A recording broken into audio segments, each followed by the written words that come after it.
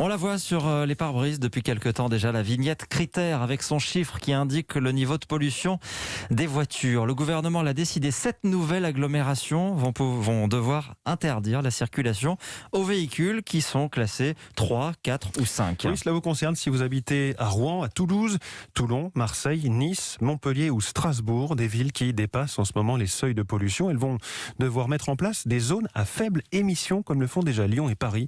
Les précisions de Virginie Salmen.